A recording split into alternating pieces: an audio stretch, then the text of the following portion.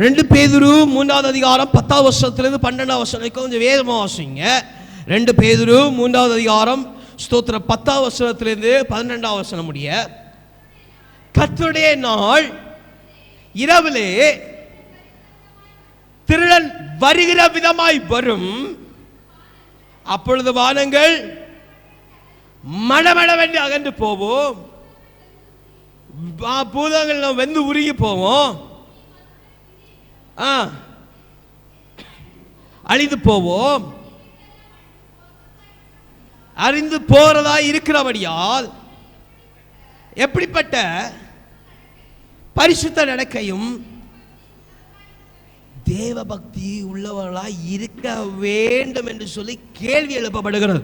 அல்லேலூயா, அல்லேலூயா, அல்லேலூயா. எப்படிப்பட்ட தேவ பக்தியாய் உள்ளவர்களாய் இருக்க வேண்டும் என்று சொல்லி கேள்வி எழுப்பப்படுது. அப்போ கர்த்தருடைய வருகை திருடன போல ராஜாபத்திலே இருக்கும் என்று சொல்லி இந்த வேத வசனம் நமக்கு ஒரு குறிப்பாய் தரும் என்று சொன்னா, அல்லேலூயா, அல்லேலூயா.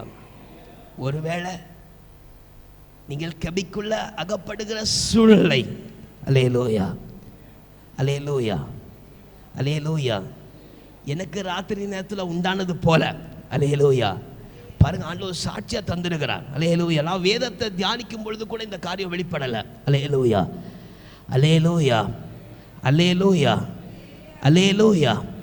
நேற்று பாலமை மத்தியானம் ரொம்ப சந்தோஷம், அல்லேலூயா. இப்பொழுது சந்தோஷம், அல்லேலூயா.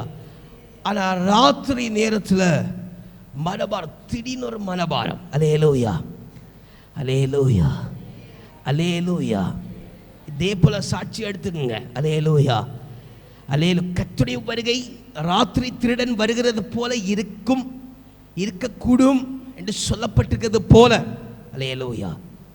உங்களுடைய சூழ்நிலை குகையில் அகப்பட்டிருக்கிற போற சூழ்நிலையும், அல்லேலூயா, நீங்கள் உயர்த்தப்படுகிற போற சூழ்நிலைக்கு காத்திருக்கிற தேவனுடைய பிள்ளை சகோதர சகோதரிகளே, உங்கள் சூழ்நிலை ஒருவேளை ஒற்றை ராத்திரி நேரத்தில் இந்த மேகங்கள்லாம் வந்து உருகுனது போல, அல்லேலூயா, அல்லேலூயா.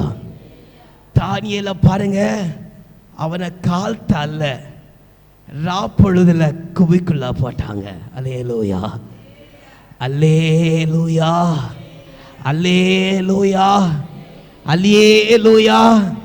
ஒற்றை ராத்திரி நேரத்தில் உங்க சூழ்நிலை மாறி போனாலும், அல்லேலூயா, உங்களை வேகமாய் சேர்க்கிற ஆண்டவர் வேகமாக வருகிறார், அல்லேலூயா.